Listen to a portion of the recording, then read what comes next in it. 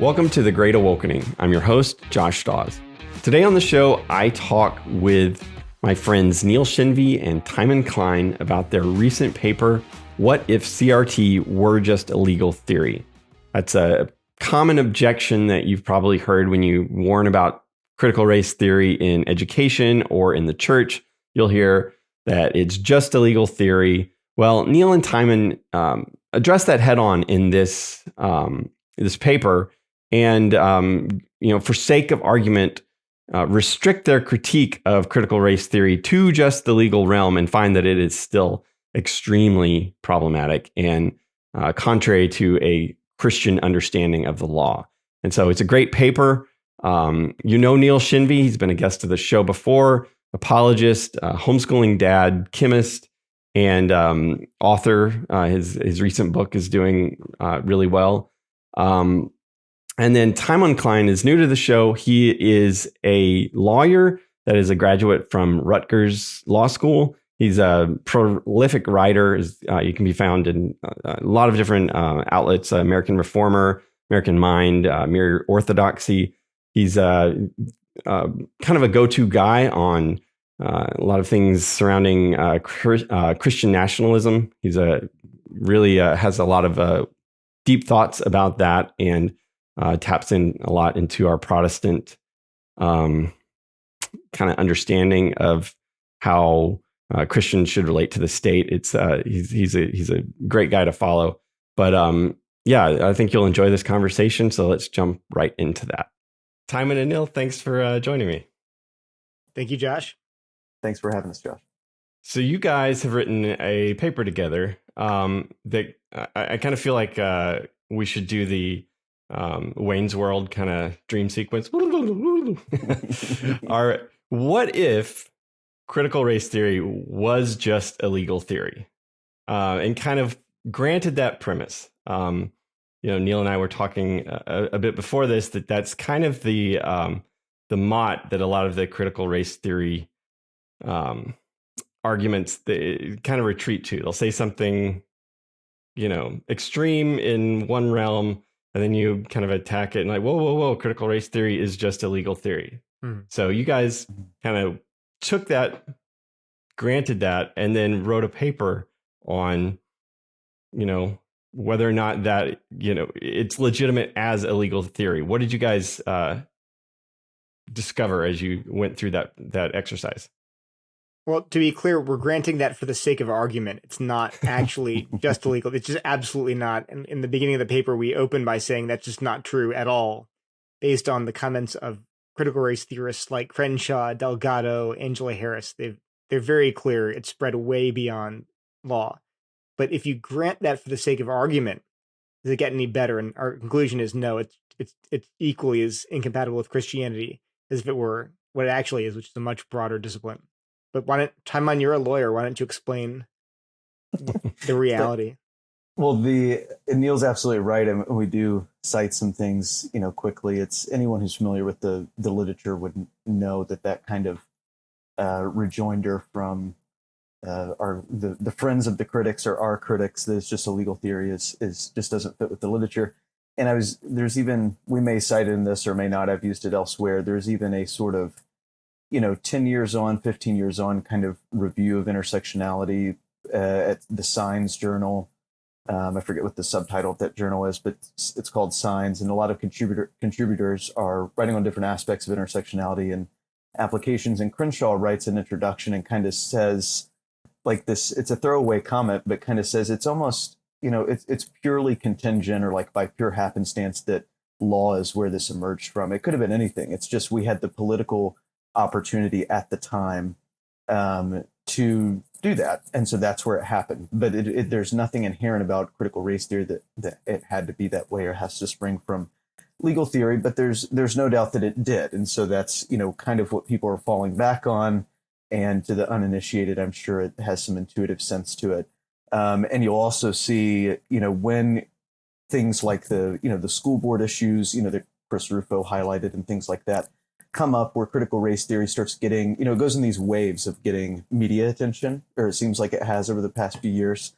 And it'll be, I never thought when me and Neil became friends several years ago, or when I started reading this stuff like 7 years ago, I never thought I'd hear, like Tucker Carlson say the words on Fox News, because I kind of felt like I was studying conspiracy theory for years, and it was just like a hobby. But so it's been bizarre. But every time you see that, you will see people like Kimberly Crenshaw, Mary Matsuda, and others almost mount a mini public relations campaign, and they'll do the same thing. They'll go on, the usual suspects like Vox and all their friends, basically go talk to them, and try to make the rest of us look like idiots. And they themselves will do this kind of thing and say, yeah, it's just like a legal heuristic. Don't worry about it. Us poor scholars are being mistreated. But it's just not. I mean, that's dishonest. There's no other way to put that. And they know that because they've written about it themselves. So we do start there, and I think that's an important point we want to make up front and do say. But there's lots of articles delving into the expansion of it. We've done some of that ourselves, so we do grant the premise at this point that okay, let's pretend that's true, and it never went anywhere else.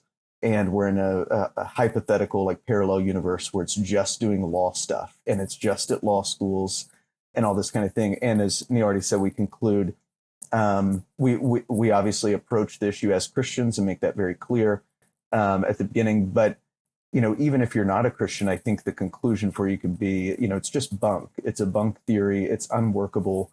It's self-defeating as a legal theory.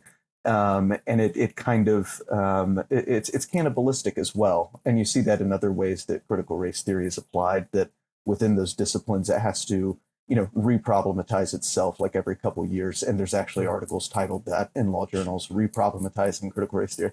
So it just goes round and round.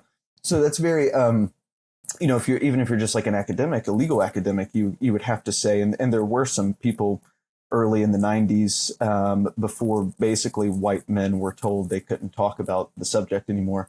There were some good articles out there that were kind of already seeing this. They're coming from a very liberal perspective, so there's some things we could critique about them as well.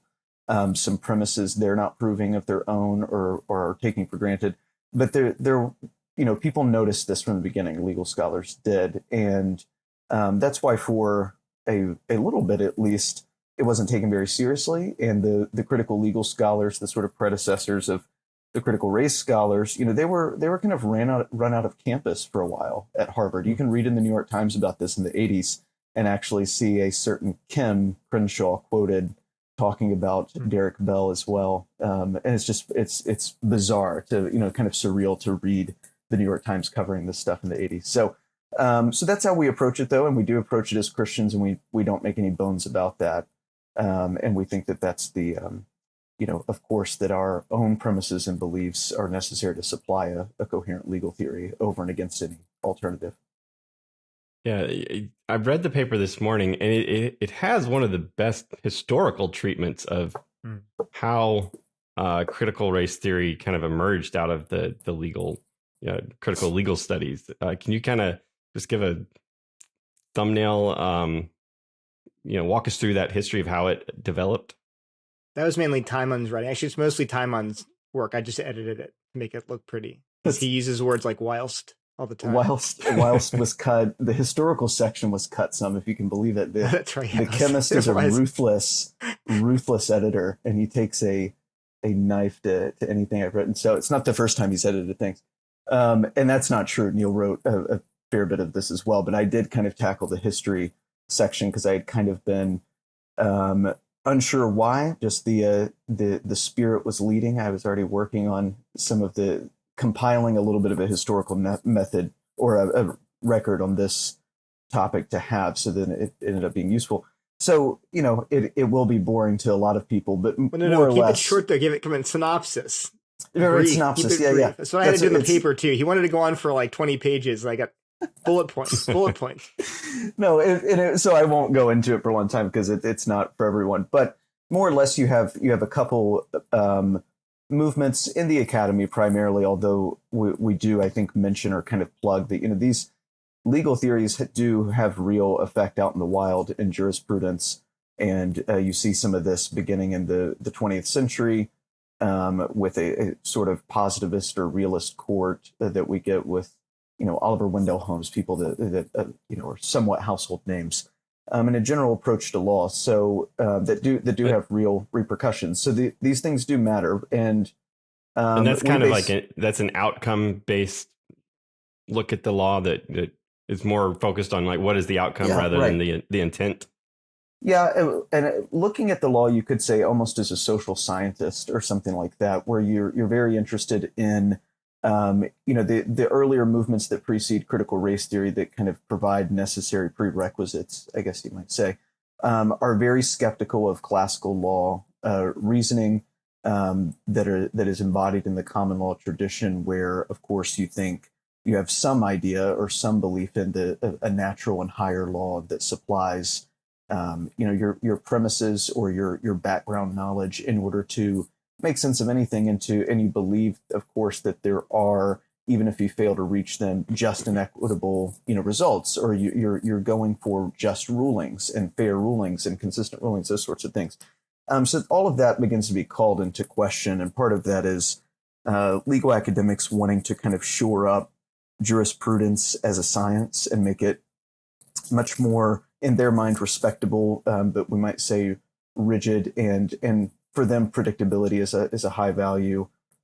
Holmes will write about that, so they kind of cast shade on what's come before, and this idea of that the type of talk you might find in someone like Aquinas talking about law, of course, driving it up to the natural law and to saying that it's possible to reason to truth in general, these sorts of things.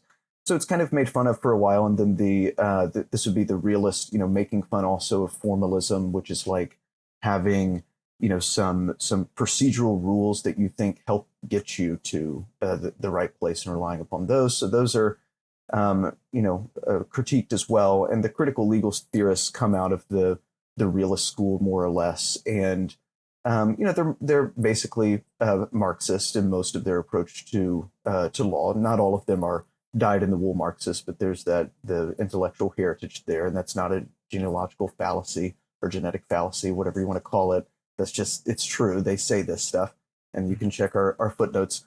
But the critical race theorists, the crits who kind of emerge out of that group, those conferences, are because of the time period, the civil rights era. They're very impatient with the critical legal guys because they think they're more or less armchair philosophers that aren't doing too much. They're not out in the world. They like to sit around and critique hierarchy and legal academia, but that might be about it. And also, they're not taking seriously the race question.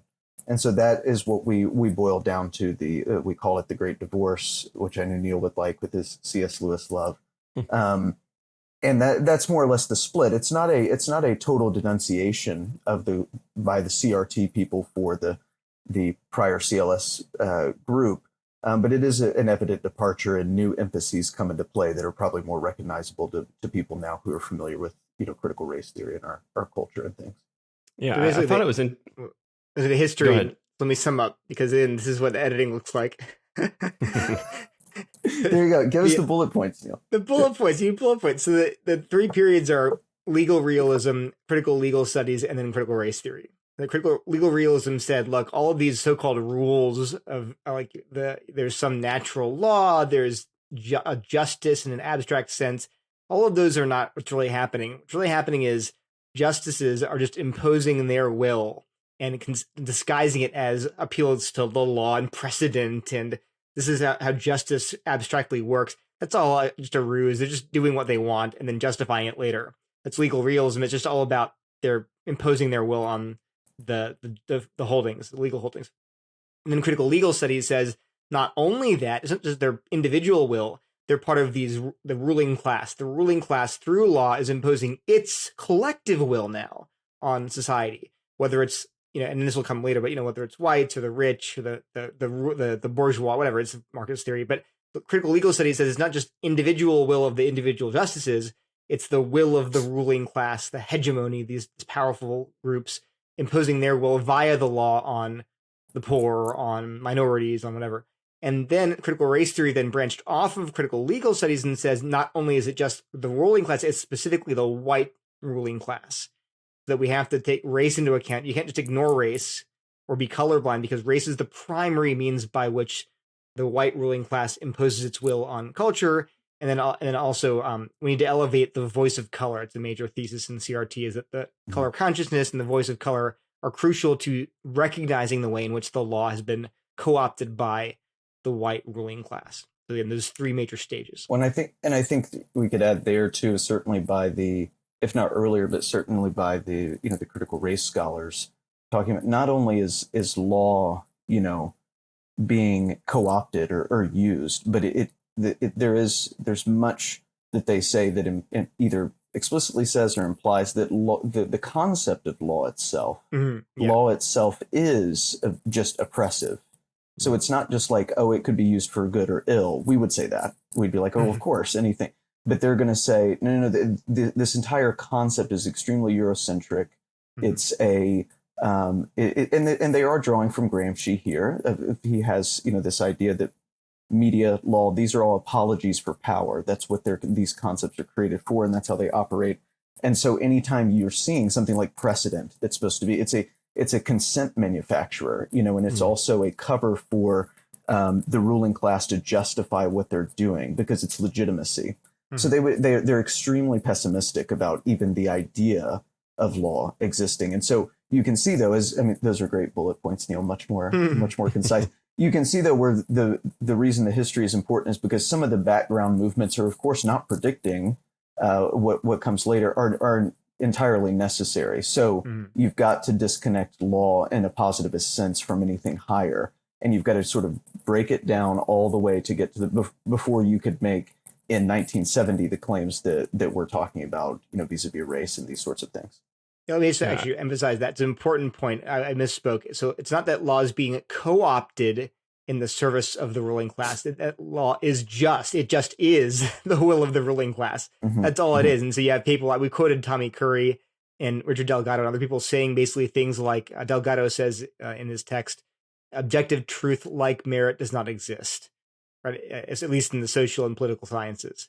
And it's just saying, look, there is no objective realm of law or objective morality, objective anything. These are all these quote unquote truths are the will of the ruling class. That's a key point, and we're going to get to this later, because obviously Christians can't believe that. It's completely anti-biblical, this idea that law just is, in its essence, the imposition of the will of the ruling class. I'm sorry, that's not what law is. Or law, and it certainly isn't what law should be, but yeah, that's huge. You said one thing in that section that I thought was really important. You highlighted just how pragmatic critical race theory is. It's directed toward an end. It's not just analyzing things. It is, and because of that, it's hard to categorize because it borrows a little bit from postmodernism, a little bit from this realism, even though, it uses modernism when it serves its purposes. So I wonder if, and this may be a stretch, but follow me on this and tell me if there's something here. I wonder if that kind of pragmatic, that pragmatism that's kind of baked into critical race theory, is that part of the reason why it was so attractive to an evangelical world that is kind of been bathing in pragmatism the last 40 years, that it's about I don't know. Is there something there? I don't think, I think they evolved separately, obviously, evangelical pragmatism and CRT's pragmatism. So, but I think the reason that there's some synergy there is that CRT basically is oriented towards liberatory results. They just want these results, and they're willing to use postmodernism or modernism or radical criticism to get there. But because of that, because they're willing to use anything that works to get to their end goal, they can always make their theories appealing.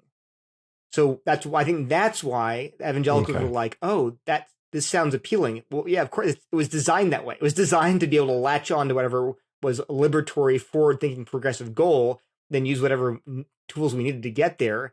And so when the church really got snookered by these ideas was the fact they looked at these and they're like, oh, that sounds good. Well, of course it does. That's the whole point. It's supposed to sound attractive. That's then they'll decry these sort of the idea that there should be some universal, foundational, consistent assumptions, coherent assumptions behind their movement. They're like, well, that's Eurocentric. We reject that idea. There should be this set of a priori assumptions that we build law on top of that. They're like, no, that's Western Eurocentrism. We reject all that stuff. We just do what's liberatory. Yeah, and I guess that's appealing to a church that is frustrated, that has become concerned about racial, matters of racial justice, and is frustrated with the lack of progress. And critical race theory offers that progress in a package. Yeah, we are too. We're frustrated too. Yeah. So here's and we invented our theory to deal with that. And so of course it's going to be appealing, and it's much more appealing necessarily than any kind of consistent, coherent working out of first principles and say, well, for example, as Christians would say, what does the Bible say? What does reality say? Then building up our approach to say race from the basis of these first principles. Well, CRT doesn't have to do that. CRT can just dive right in and say, well, here's how we can solve this problem without any appeal to first principles, any appeal to theology, philosophy, anything. Yeah. Yeah, I think I would add too. I mean, the part of the appeal on this question to evangelicals, which I think lots of us and lots of people have tried to analyze and figure out exactly. We all kind of have a sense of when a corner was turned. I think there's a certain appeal there to a church that is increasingly unsure of itself in an environment that is increasingly, in many ways hostile, but also very demanding of it still. And so a lot of what I saw, I think, in the past several years was, you're being told. So we can just blame it on CRT. It's not that everyone who talks about these topics even is doing this, but let's say. So they present the problem. Here is the issue that needs to be solved. And then they tell you need to do something about it. And they provide you with the appropriate tools, the pre-approved tools to do it. And you're told you've got to do something now. This is the only way to, Neil is doing work even now to try to, address questions of diversity, racial diversity, otherwise at, schools, workplaces, whatever, in a biblically faithful way. But that wasn't the first thing on offer. So you're told you need to, do DEI now or whatever. This is the path to salvation. And this is not the only issue that the church in America generally has capitulated in that same way on, to say, okay, we'll get on board, maybe just a little bit and maybe just a little bit. So I think it's some sort of internal pathology that also has made us very susceptible to this type of, kind of served on a silver platter, a solution to the problem. You're told that you must, you see this even with social media and pastors, like the demand for immediacy on everything. You must respond to all the stuff. This is even before, silence is and just violence, whatever. But like, there's this sense of you've got to respond all the time. And I think that's increasingly put on pastors and church leaders, artificially so. They shouldn't feel that way. But then you have church members who have bought into the need for the immediacy, to the fierce urgency of now, or whatever you want to call it, and put that pressure back on their pastors. So I feel very much for, I critique a lot of these people, but I feel very much, I feel bad for them. I don't envy their position, but I think that's part of it as well, which is just an artificial cultural kind of phenomenon and mentality about issues generally. This is why you have Ukraine flags in your profile picture and stuff. It's the next thing, like do the thing. And CRT has just been very good at its popularized form to step in and provide you with quick, it's like quick baked cookies or whatever. Just here you go. It's ready. You don't have to do any work, like Neil said, on your own. Don't worry about that. We've got it. And so they're very good marketers. Ibram Kendi, Robin DiAngelo, these popularizers that have a sort of style of their own, but they are very good at, disciples and apostles of their own faith. So they're not critical race theorists there. They said they weren't. So that's right. And we have to believe them because we couldn't possibly piece together what they're saying and figure out what it actually means. Right. Not allowed to do that. The other thing that the critical race theory does so well is not just provide, here's a quick solution. It's great at providing really simple explanations. You look at, The one that really kind of clarified this in my mind was the shooting of the I guess massage parlors in Atlanta. I guess about a year ago. And it was kind of this like, why is this happening? And then just the critical race theory is right there to offer an easy explanation. And then all of a sudden it's like, yeah, that makes sense. Like, no, it's there's so many other possible explanations, but it's always right there to offer like a really easy one that you don't have to think about. It's univariate. You don't have to consider, a whole range of things. And I think that's another reason it's been really widely adopted. Yeah. I mean, you have Kendi saying explicitly, and whenever racial disparities are solely the result of discrimination, he just says that flat out. It's like page 11 of, I think it's from the beginning or something like that. But he's very clear. But actually, that idea goes back to CRT, the old school CRT. I think it was Charles Lawrence, and the funny thing is, you talk about the Mott and Bailey. The Bailey is this outrageous claim, like Kendi's, like it's all nothing but discrimination. All disparities are nothing but discrimination. And if you think differently, you're racist. That's the Bailey. That's the outrageous claim. But when you challenge that claim, they'll say, well, no, we never said that. All we're saying is that like the presumption ought to be, given our history, the presumption ought to be that it's somehow connected to some way racism. But then they'll go out the next day and they'll go make these other bold claims. So I think Charles Lawrence also said like, well, no, not all disparities are necessarily racism, but it's only racism if it's based on some kind of like cultural significantly important practice. And I'm like, but AKA the only stuff we care right about. Well, that's exactly right.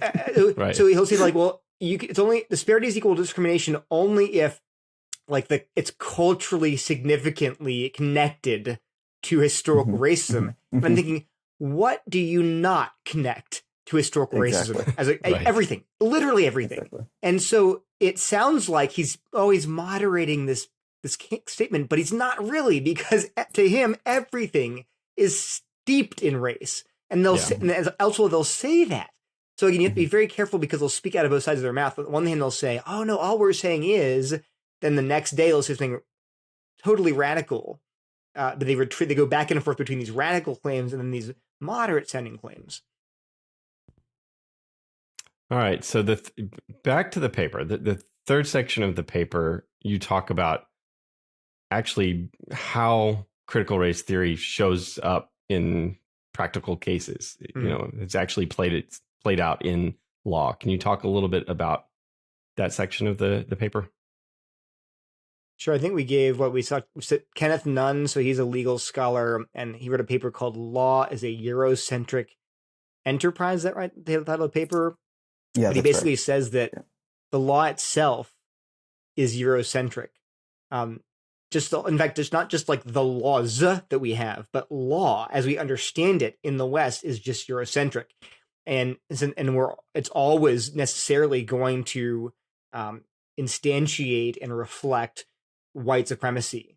And even I think he even says at one point, no, it's Tommy Curry, we quote him too, saying that even legal reasoning about the law is done with in a Eurocentric way. So even engaging in typical legal reasoning is really engaging in a white legal reasoning or Eurocentric legal reasoning. That's one example of a paper where, and that's found in I think in Delgado and Savanchik's anthology, The Cutting Edge. But this is a classic CRT sort of reasoning about, well, it's not just that some laws have racist legislators that created them, or some laws have racist effects, but the law itself as an enterprise is Eurocentric.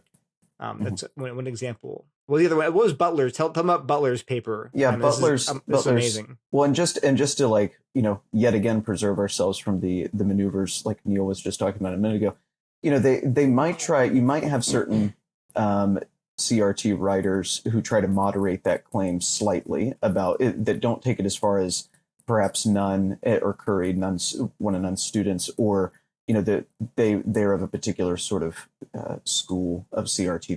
They insist. I don't think there's much difference, but is what you could say is like in Butler's one of Butler's papers we talk about.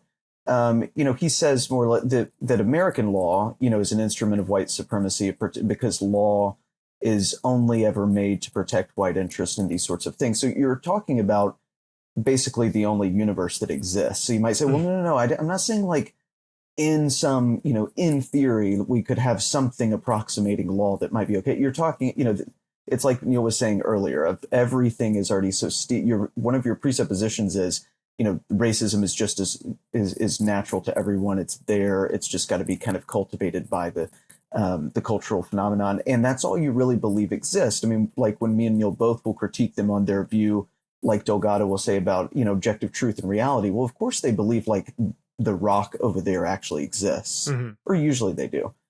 But what they're saying is actionable reality, right? That's really what they're interested in. That's all of human life. There is nothing that's, of course, pre-political, as we might say. This is just so that's an important, point to make, I think, because they can try this maneuver frequently. But one of the many applications of CRT in law that's kind of a famous paper is one by Paul Butler, which he's not going to be a household CRT name, but it's from back in the 90s, I think 95, in Yale Law Journal, called I think just in the title is Race-Based Jury Nullification. I can't remember the exact title, Neil. Yeah. And it's exactly what it sounds like. This is a very simple article. It's a very simple argument.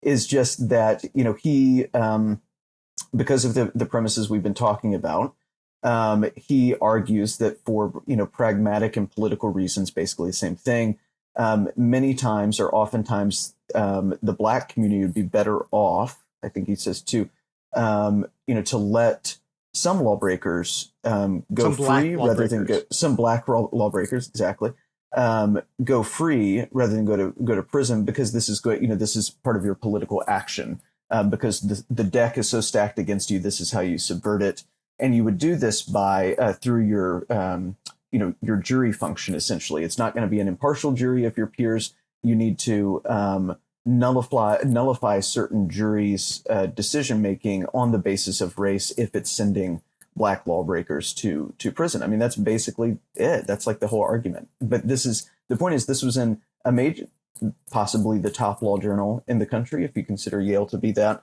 and is taken seriously. This is just out there. This is not like hidden, notes from their journals. Me and Neil have mined from, their libraries. This is just out there and was taken serious by major law journals, which they're very good at getting into. You can look up Michigan Law Library puts out every few years a list of the top ranked law review articles ever. And you're competing with articles that are from the 1920s, like law and economics articles early. And you'll be surprised at how high and how often, according to categories, critical race theory articles have placed. And they've only been around since like the 80s and 90s. So it's amazing, they've been, and this is based on citation and law journal placement and these things, the ranking.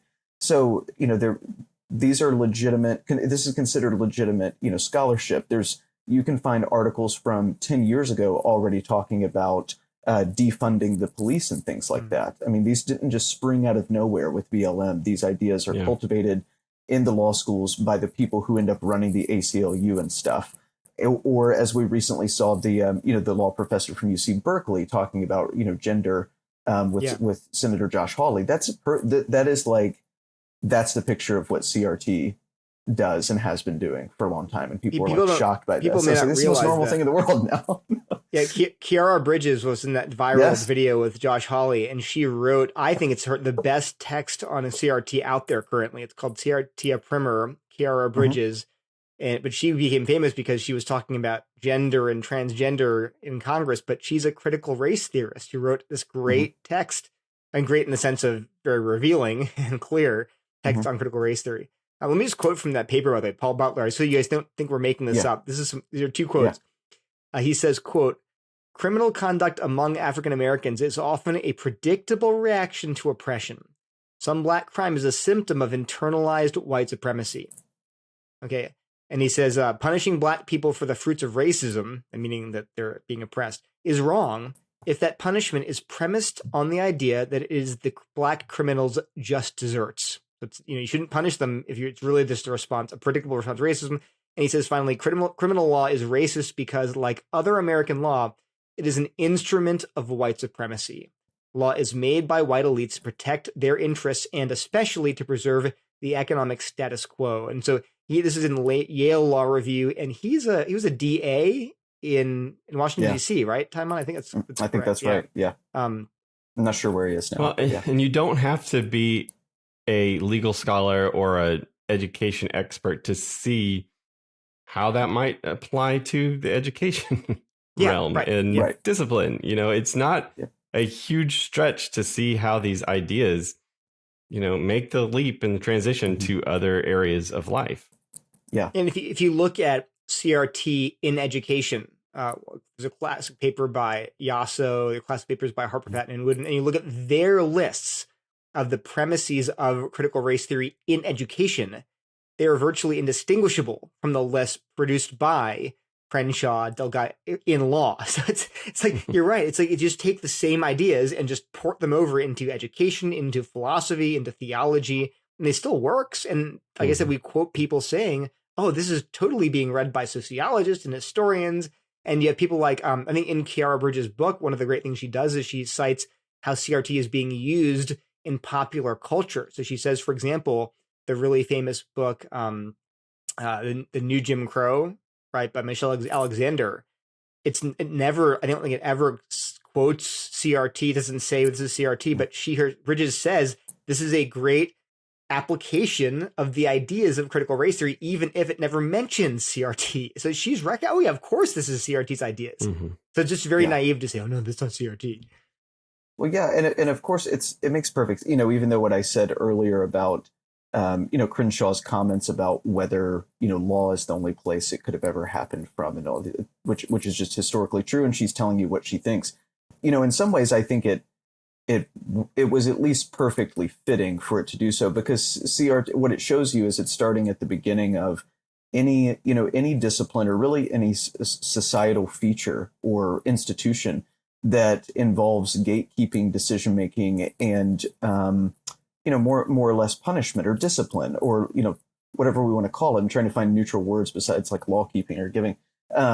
And you have this, of course, it's very natural for it to go over to education. Education is supposed to be, and they know this, very formative, very, it dictates what the society is going to look like, while at the same time reflecting those values. And this is because you realize even, atheist biologists will realize there's an aspect of self-preservation here and perpetuating your, through your progeny. So they, in many ways, critical theorists generally understand these things much better than a lot of modern, basically liberal evangelicals do, where they've bought into a lot of the common myths, that govern society today, which I think crits are often very good at least making fun of and pointing them out. Their solutions aren't very good, and then the reason they're doing it is not very good.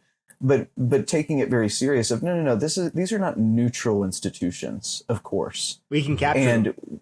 Yeah. And so, but that means, of course, that there's something to fight over. Whereas I think, Americans generally have operated on a sort of assumption of neutrality, even in ourselves. And I think that is misguided. I think they're right to point that out. But it shows you that this CRT is compatible with any institution that involves similar law-like things, which most of them do. That's why they're there. They're there to form norms, society, right? And enforcement of norms. Right. So Foucault would have a field day about punitive institutions. Anyway, we're not going to. Yeah, of course, that's all law. Classically speaking, it would be customs, norms, anything that regulates human life, and that's what this theory is about broadly. So of course, it seamlessly moves into anything, and that should have been easily predictable from the outset if you see what it's doing with jurisprudence. Well, and then seamlessly moves from race to other categories of identity. Of course. Of course. And there we do allude to that in the paper, although because we're focusing on law, this is not a major part of our critique. But you say seamlessly into other areas. Well, not just seamlessly, that's part of CRT. So from the beginning, I hear this occasionally too. In the same way they say, well, CRT is just a legal theory. I occasionally hear evangelicals saying, well, it's just about race. And I'm like, that is insane. Like from the very beginning, Crenshaw coined the term intersectionality the same year she coined the term critical race theory. And that's intersectionality was this theory about how race and gender and other axes of identity are interlocking and inseparable. And the earliest critical race theory documents where they expound the quote, defining elements of critical race theory, Words That Wound, 1993. They say that racism, sexism, and heterosexism are all they're I forget the exact phrase they use, but they're all related forms of oppression, and that CRT is committed to abolishing all hierarchies, not hierarchy itself, not just racial hierarchies, but all hierarchies in society. And so it's the idea that this was never meant to be confined purely to race. I hear people say Derek Bell, the godfather of CRT, was always all about race. You look at his, I think it's 2004, he has a paper called like Who's Afraid of CRT, and in that paper he talks about how it's applied to race and sex and gender and sexuality. And so that's just a myth. It's this evangelical myth that won't die, and it's never been true. It's only applied to race. Which makes perfect sense too. I mean, if you spend enough time in the literature, at least in my opinion, this is how I see them. Race is a euphemism for political power. I really do. I mean, the way because we're race essentialists, that's what they would call us. The way we've been brought up to think about what are you doing when you're invoking race and when you're talking about it, and you're talking about biological features that we've decided are irrational to discriminate against and are wrong to care about. And so, but we've seen the 20th century has taught us all these things. We're kind of thinking this way. I mean, these people are radically different in their general scope and, the way that they approach the world. And it's really just purposes of these are vectors of power. That's it. Yes. It's not. So we don't think like them. Even now, it's hard for me to try to get into their kind of brain space. So it's, of course, gender, it applies to gender because it's just another vector. It's just another euphemism for power. They're not really worried about what we can rightly say are like essential components of the things they're invoking because they think they are all socially constructed reality. They're not real. Those things Crenshaw's don't very actually clear exist. about that. Crenshaw draws a parallel explicitly between race and gender, and he says they're both social constructs. Race and gender are both.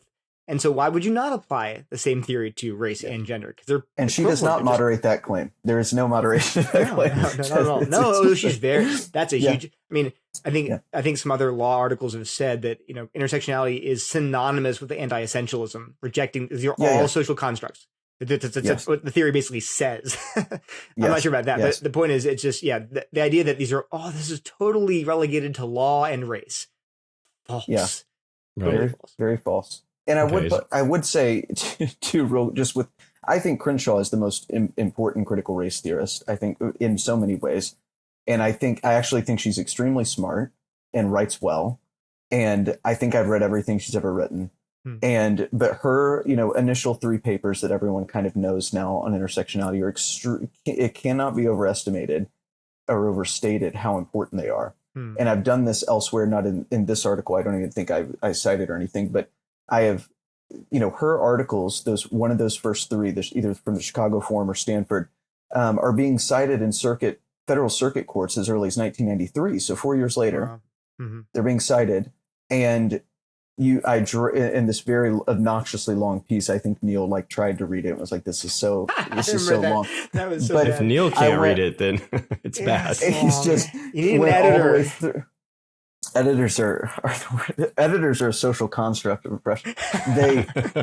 But I do try to demonstrate it. It is painstaking, but it's mainly just to give people citations of just look it up yourself.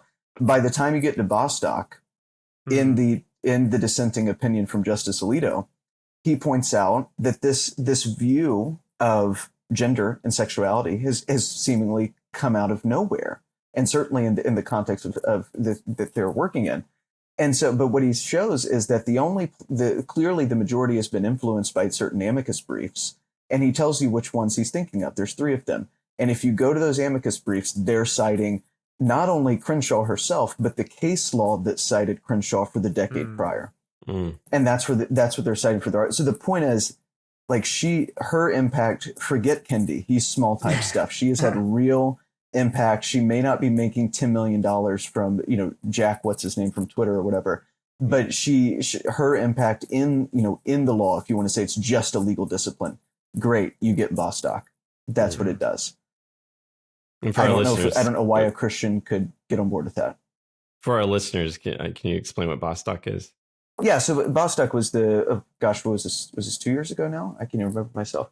It was the case, of course, that was written by Justice Neil Gorsuch to everyone's dismay, essentially codifying a protection, civil rights protection for not only gay, lesbian, bisexual people, but also transgender as well. Using a law that obviously textually on its face does not at all refer to those things, nor could people in the 1960s have predicted they would.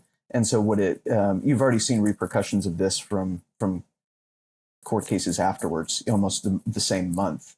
This is having huge issues, but one of the main ones is, essentially applying anti-discrimination law that was created for, races that were discriminated against in the civil rights period, and applying that to transgender individuals. So now you're going to have, many, many more lawsuits saying that if you're one of the cases feeding in was a funeral home where one of the funeral workers decided he was a woman, and funeral homes are obviously oftentimes Christian or some kind of religiously oriented, and so we got fired, and that was one of the feeder cases from, I think that one was from the Seventh Circuit. So that's what you're going to allow now, is written into by the court into federal statute, and very artificially. And this was predicated on a form of textualism that Gorsuch said he was practicing. So it's had lots of commentary since then, but that was the gist. And so you get transgenderism written into your civil rights code because of groundwork, at least in part, that was laid by Kimberly Crenshaw. Yeah. Wow. Well, I think you guys have done a great job kind of exploring this in this hypothetical situation. Of course, we know it is not just limited to law. I'm curious, we were all kind of in this before this was something that Tucker Carlson talked about and Trump, kind of brought into the everyday vernacular of school boards and stuff. Where do you see the current, what is the state of the battle right now? It's going to get worse. I had a conversation this morning with my friend and just said, we keep thinking we're reaching peak woke. We see temporary victories in terms of like just reversals, the courts reversing things, government passing certain laws, or it's just backlash popularly against these quote unquote woke ideas. And we think, oh, maybe the tide's turning. And I keep saying, I pray that it is, but remember that all of the students currently in high school and college right now will be your pastors in 10 to 15 years. So the idea that, we've hit peak woke is just completely, I'd say, overly optimistic. I think you have no idea. I mean, right now we're writing the current crop of like pastors, Christian leaders, evangelical leaders. I'm concerned mainly about the church. I've never been concerned mainly about the culture. I'm concerned mainly about the church. The current leaders, did not grow up with wokeness as their mother's milk. They just didn't. This was new to them too, and partly I think why they were so caught off guard by it. But you're going to have a new crop of leaders in about 10, 15 years. That this is just all they've ever known. So to them, it's going to be just open and shut. Obviously, we should embrace these ideas. And so that's why it's so important for us to not just say, oh, it's getting better. It's a fad. It'll peter out. I'm very skeptical. So I think we need to keep up basically the education and say, this is what these ideas are actually. This is where they're going to lead. You have to dig your heels in right now, draw a line and say no, very firmly. Yeah, I think I'm sure I'm a bit more of a culture warrior than Neil is. But obviously, my primary impetus for writing on this stuff early on was, of course, things in the church and seminaries and conference circuit, whatever you want to say, and maybe a lot of that will, those institutions will go away on their own, and that kind of takes away some of the ammunition. But I'm generally with Neil in terms of, I don't know how we would even measure peak wokeness, what that looks like. I'm not really concerned. I do think we're in a somewhat of a lull right now, which is that's not like a comforting thought, actually, because it's almost like in a battle, like and I've seen it do that, these sort of waves as well, where you'll have a little bit of downtime and then some things, will do it. There is a sense in which in the culture, whatever's cool at the universities, whatever's cutting edge and radical, ends up trickling down eventually. That's what's happened here. And maybe, there's an argument to be made that maybe as everyone starts doing this, maybe it loses some of its kind of, subversive feel. But the problem is every time the, elites kind of make something, they reform their fashion. It's not like they're radically departing from what they had before, because we see this with the progression of the crits themselves. They're moving from real Marxists to, some which I wish we were debating real Marxists. They're much more fun. But to some of these offshoots, and they're just tinkering with things all the time. New fashion, and it keeps trickling down. And regardless, though, at the end of the day, it doesn't really matter how long it lasts. It can do a ton of damage along the way. That's what I'm concerned with. You can I'm not saying this in a literal sense, but just by analogy, Rome is like done for 500 years. It's like a corpse, but everyone has to kind of live in the corpse for 500 years before it actually collapses, right? And so you have that kind of idea of, I'm like, well, I don't really know if I can predict what's going to happen with it, but I know it's not good. And I know it's doing it has done a lot of damage, and it has potential to do a lot more.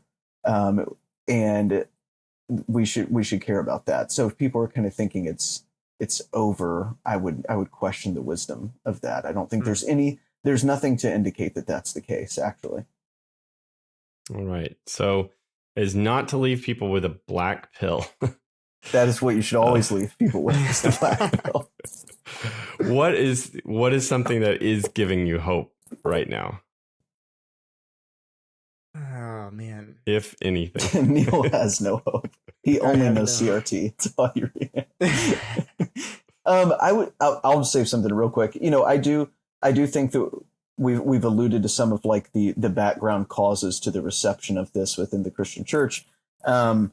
I think there's tons of reasons that many people like Carl Trueman and others have thought about, whether it's, and I would drive a lot of them to the state of orthodoxy generally. And this is a time where something that's encouraging to me is, at least with younger people, especially, which Neil is saying, these are going to be our pastors and our leaders. It seems to me a big movement, and has been for maybe 10 years, to recover good historical sources, study them, interested in those things again, kind of done with kitschy evangelicalism and wanting to get back to, whatever it is, the patristics, the medievals, and, the post-Reformation, Reformed Orthodox, and those kinds of things, interest in creeds, denominations kind of shrinking based on doctrinal convictions,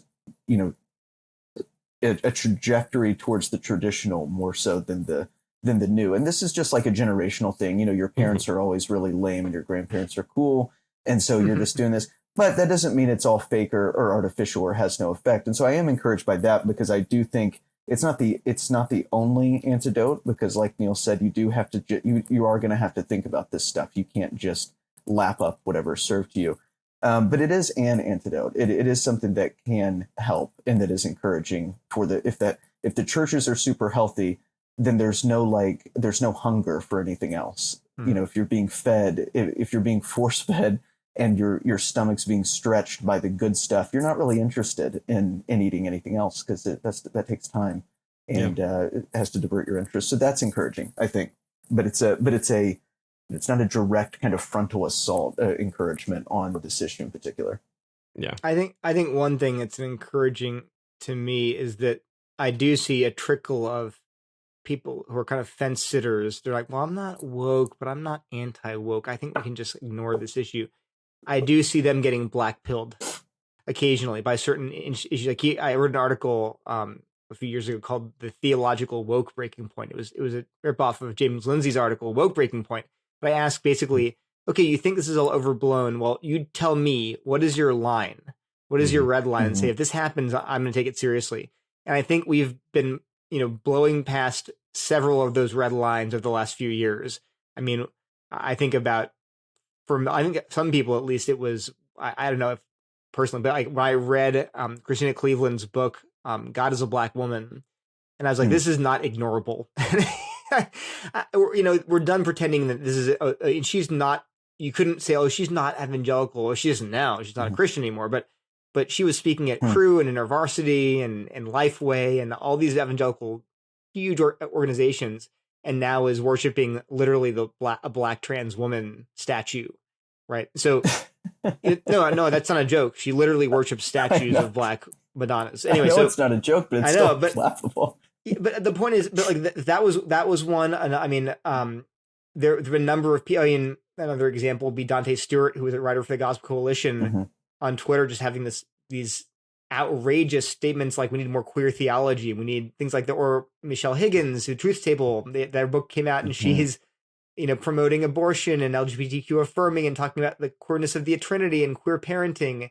And there's all this, and then I think most recently, the Daws decision, when a lot of evangelicals rightly rejoicing to see not only people like trying to tone down the celebration, but even people just flatly coming out and being like, "This is awful."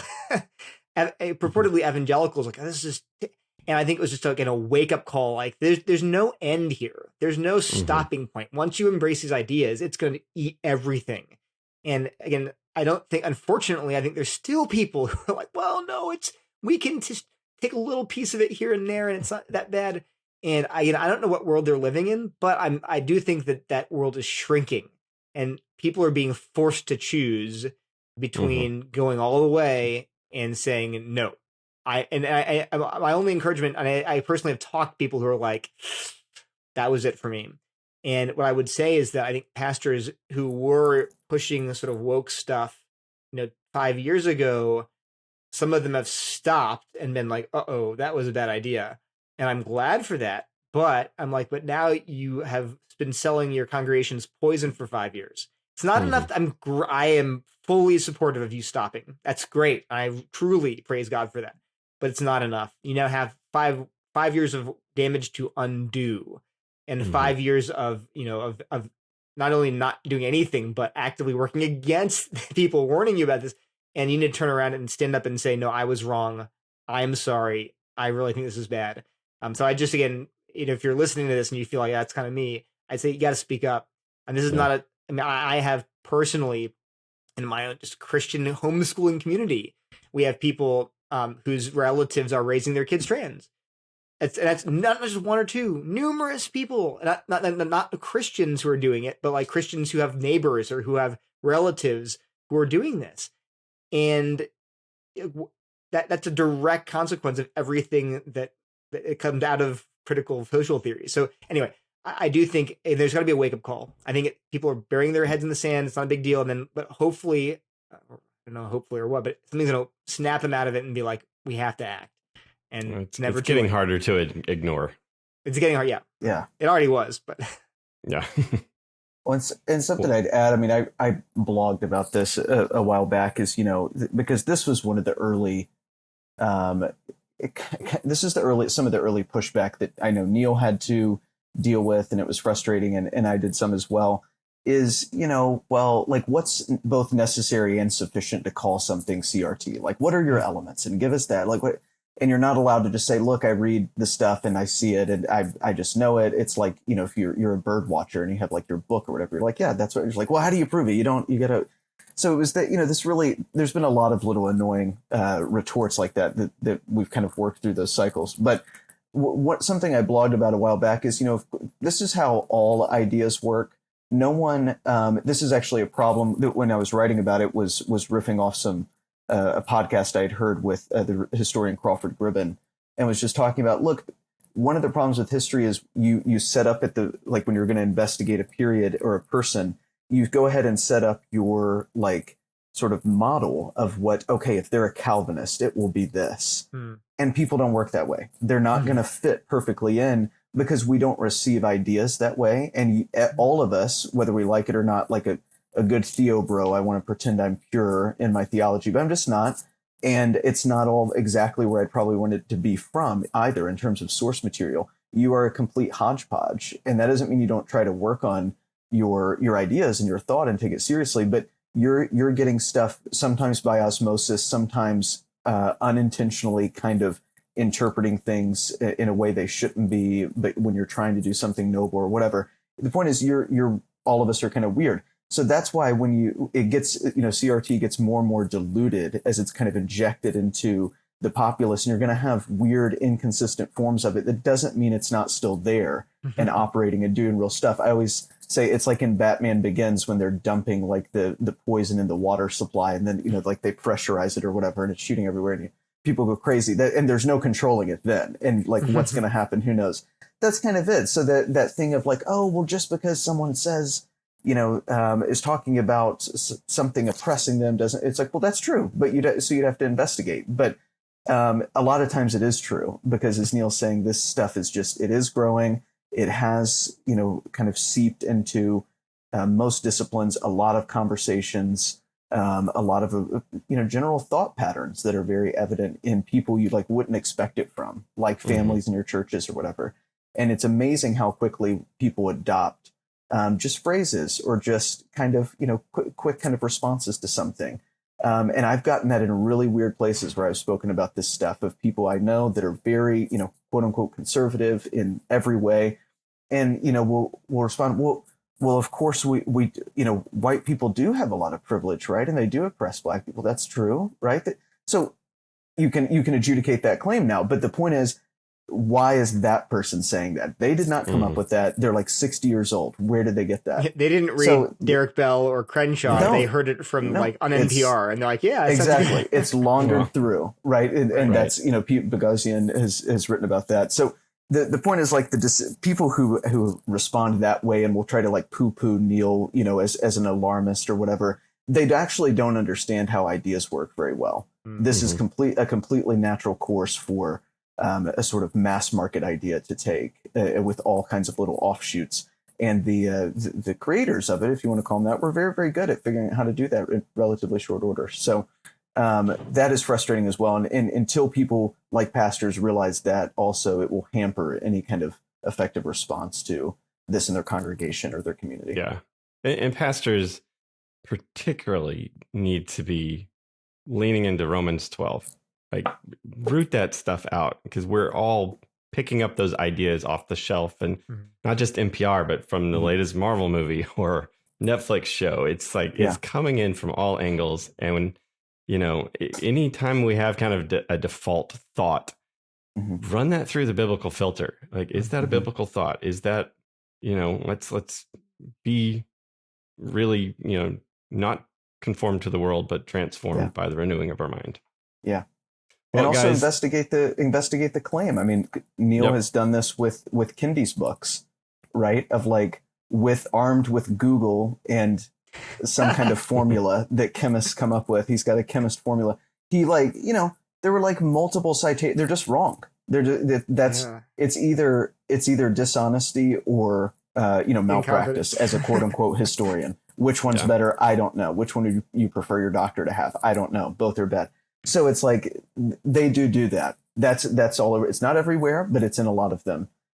So you have to do that as well, because for all the reasons we've talked about, that what motivates their scholarship. It's not acceptance in the academy or by certain standards like we would assume. It is for a particular outcome. So you do have to investigate the claims as well. Yep. Well, guys, I think you're doing phenomenal work. I appreciate this paper, and I hope it gets read far and wide by pastors and lay people alike. What are the plans with it? You're trying to get it published? It's due to be published by Liberty University Law Review in a few months, right? I think so. Fall? I think it's their winter edition, so it may not come out till January. I'm not sure. All right. But for right now, it's available. You can go the draft is available. Yeah. Yes. So I will include links to that in the show notes so people can read that. It's very helpful. And I'm trying, if you get, like 1,000 listens on this one, Neil will post the unedited greatest hits version of the entire paper as it was meant to be It's read. like 80,000 words long. The 20 page history section. Yes. All right. Well, let's do it. Let's get those likes. All right, guys. Thanks so much. Have a great one. Great. Thank you. That's our show for today. Big thanks to Neil Shenvi and Timon Cline for joining me to discuss their paper. If you'd like to read that, you can find the link in the show notes, as well as some other writing that you will find beneficial. Be sure to follow them over at Twitter. They're both incredibly deep thinkers, and your timelines will be dramatically improved by following them. If you are listening or watching this on YouTube, be sure to hit like and subscribe so you don't miss future content that's coming up. We've got some great interviews scheduled, and you're going to really want to subscribe so you don't miss that. If you're listening on podcast, ratings over at Apple Podcasts are greatly appreciated. They help us get the word out to more people and kind of spread the reach of the show. As always, thank you so much for listening, and I will see you next week.